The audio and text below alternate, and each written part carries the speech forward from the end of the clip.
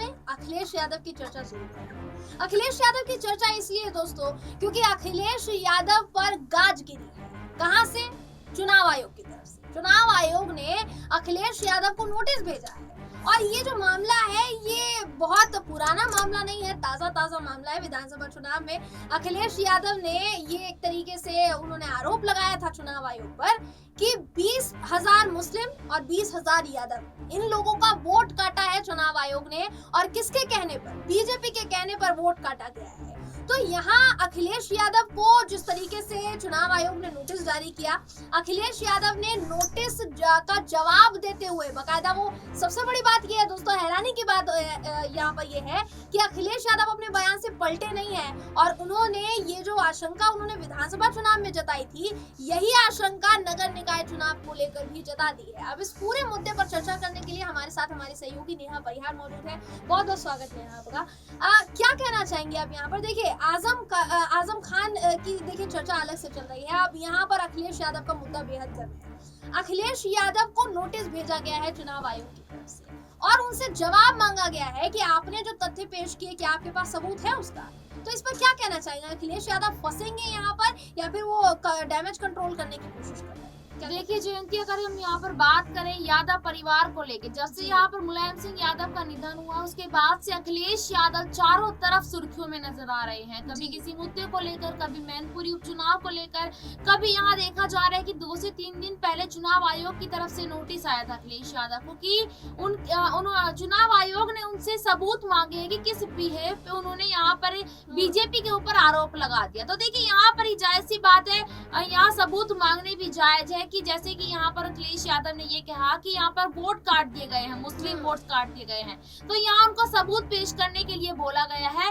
और अगर मैं ये बात कहूँ यहाँ पर कि अखिलेश यादव के ऊपर अभी ये नोटिस क्यों भेजा गया है, देखिए यहाँ पर इस वक्त मैं बता दूं कि उत्तर प्रदेश में बीजेपी की सरकार है और यहाँ बीजेपी से कड़ी टक्कर लेने के लिए पीछे नहीं हटते हैं अखिलेश यादव या उनके पिताजी। में अगर यहाँ मुलायम सिंह यादव की बात करूँ, एक अलग से ही रुतबा था यहाँ पर मुलायम सिंह यादव का। और देखिए सबसे बड़ी बात इस वक्त यहाँ पर जो सबकी निगाहें टिकी हुई है वो टिकी है मैनपुरी चुनाव के ऊपर।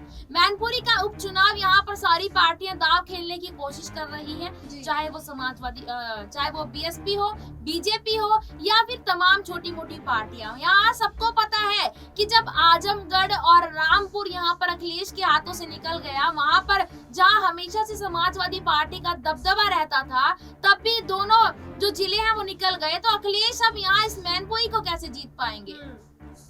जी, तो अखिलेश यादव मैनपुरी सीट को कैसे जीत पाएंगे?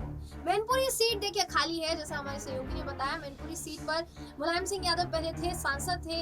अभी इस वक्त उनके जाने के बाद लोकसभा में एक भी सांसद यादव परिवार से नहीं बचा है। तो यहाँ वाकई मैनपुरी सीट अखिलेश यादव के लिए, समाजवादी पार्टी के लिए बड़ी चुनौती के रूप में सामने है। लेकिन वहीं चुनाव आयोग की तरफ से जो उनको नोटिस जारी किया गया है उस पर उनसे जवाब मांगा गया और जवाब में देखिए उन्होंने जो कहा है दोस्तों वो चौंकाने वाले हैं। हमारे सूत्रों के हवाले से जो खबर हमारे सामने आ रही है, उनके एक एक शब्द जो उन्होंने बयान में कहे हैं वो मैं आपको कोट करके बताना चाहूंगी कि उन्होंने क्या कहा है। देखिए उन्होंने कहा है कि भाजपा सरकार द्वारा विपक्ष की आवाज को दबाने की साजिश की जाती है। चुनाव स्वतंत्र, निष्पक्ष और पारदर्शी तरीके से हो, ये संवैधानिक दायित्व चुनाव आयोग का है।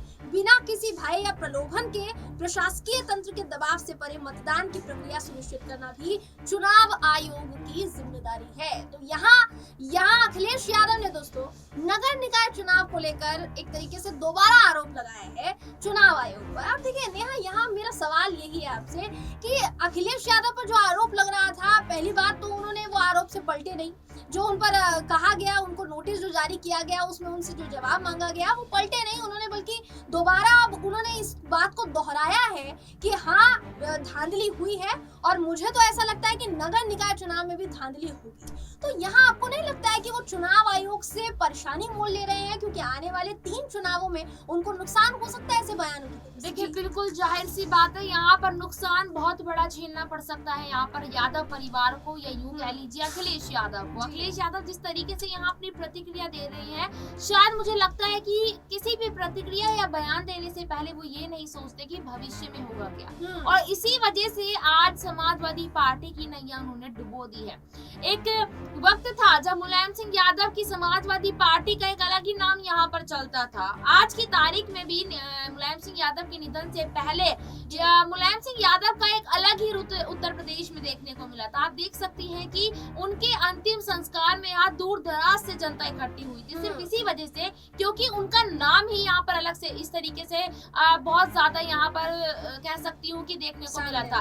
और इसी देखिए यहाँ पर, लेकिन वो चीज अखिलेश यादव के अंदर कहीं नजर नहीं आ रही है। अखिलेश यादव यहाँ धीरे धीरे कर अपने विधायकों को भी नाराज कर रहे हैं। और अब यहाँ चुनाव आयोग की बात है, देखिए बिल्कुल यहाँ चुनाव आयोग की जिस तरीके से वो यहाँ पर मोल ले रहे हैं, तो ये वाकई में ये बात सोचनी चाहिए अखिलेश यादव को कि सबसे पहले तो यहाँ पर मैनपुरी का उपचुनाव है, उसके लिए ही आपको पूरी तैयारी करने की यहाँ जरूरत है, नहीं तो वहां से भी आपकी समाजवादी पार्टी हारती नजर आ रही है जिस तरीके से हालात नजर आ रहे हैं। उसके बाद अगर मैं बात करूं तो यहाँ देखे जा रहे तमाम चुनाव उत्तर प्रदेश के और तमाम राज्यों के नजर आ रहे हैं। तो अगर इस तरीके की प्रतिक्रिया वो देंगे, अगर इस तरीके के बयान देंगे, तो फिर देखिए उनमें और आजम खान में क्या ही अंतर होगा, क्योंकि आजम खान भी कहीं ना कहीं अपने गलत बयान की वजह से आज गिरफ्तारी में है, और पहले भी वो इतने महीने जेल रहकर आ चुके हैं और अब दोबारा से वही है। तो देखिए यहाँ पर सोचने समझने की जरूरत है अखिलेश यादव, क्योंकि इस वक्त उनके ऊपर सबकी निगाहें टिकी हुई है, खासकर विपक्ष की। जी, तो सबकी निगाहें इस वक्त टिकी हुई हैं अखिलेश यादव पर, लेकिन वो यहाँ पर इस तरीके की प्रतिक्रियाएं देके, इस तरीके के जवाब देके, बयान देके कहीं ना कहीं चुनाव आयोग से परेशानी में रहे हैं। देखिए दोस्तों, इस पूरे नोटिस का स्वागत जो है भाजपा ने किया।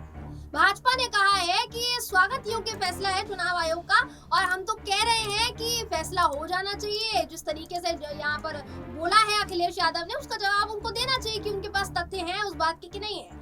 लेकिन यहाँ जितनी मजबूती के साथ अखिलेश यादव ये बयान दोबारा से रिपीट कर रहे हैं, दोबारा से उसको दोहरा रहे हैं दोस्तों, कहीं ना कहीं कहा जा सकता है कि बिना तथ्यों के तो अखिलेश यादव ये बयान नहीं दे रहे हैं। ये क्या कहना चाहेंगी नेहा कि बिना तथ्यों के हवाई बातें कर रहे हैं? क्योंकि देखिए 2 बार उन्होंने बात को रिपीट कर दिया है, और नगर निकाय चुनाव में भी धांधली का अभी आशंका उन्होंने जताई है। तो कहीं ना कहीं आपको ऐसा नहीं लग रहा है कि उनके पास कोई ना कोई तो सबूत होगा, तभी तो इस तरीके के बयान दोबारा दे रहे हैं? लेकिन जयंती, आप यहाँ ये भी तो देखिए कि उत्तर प्रदेश में कौन से ऐसे चुनाव है जहाँ पर धांधली नहीं होती है, चाहे वो विधानसभा चुनाव हो या फिर नगर निगम चुनाव हो या फिर वो किसी भी सीट से उपचुनाव क्यों ना हो। यहाँ पर उत्तर प्रदेश के अंदर इस वक्त हर चीज में धांधली देखने को मिलती है। आपने देखा भी होगा कि विधानसभा चुनाव के दौरान यहाँ पर बात अगर मैं करूँ वाराणसी की, तो वाराणसी में भी ईवीएम के साथ धांधली देखने को मिली थी।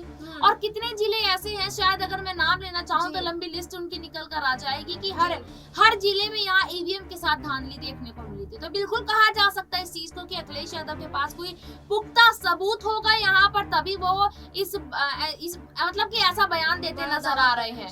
जी, तो बड़ा दावा कर रहे हैं अखिलेश यादव के पास सबूत हो सकता है। और अगर देखिए अखिलेश यादव के पास सबूत होता है तो आने वाले चुनाव में वो एक खतरा साबित हो सकता है। किसके लिए? भाजपा के, क्योंकि भाजपा के सामने भी 3 यहाँ पर चुनाव है। जिस तरीके से चुनौती अखिलेश यादव के लिए गंभीर होने वाली है, उसी तरीके से भाजपा के लिए भी होगी। तो यहाँ देखना ये होगा दोस्तों कि अखिलेश यादव जिस तरीके से अपने बयान को दोबारा दोहरा चुके हैं, और बीजेपी जिस तरीके से उनके ऊपर हमलावर है, क्या वो उस पर पलटवार करते हैं?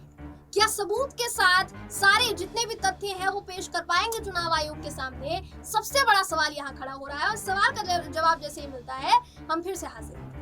बहरहाल इस खबर पर आपकी राय क्या है, कमेंट करके जरूर बताइएगा। वीडियो अगर आपको पसंद आया हो तो वीडियो को लाइक और शेयर करना ना भूलें। फिर मुलाकात होगी आपसे किसी ऐसी ही खबर के साथ, तब तक के लिए नमस्कार।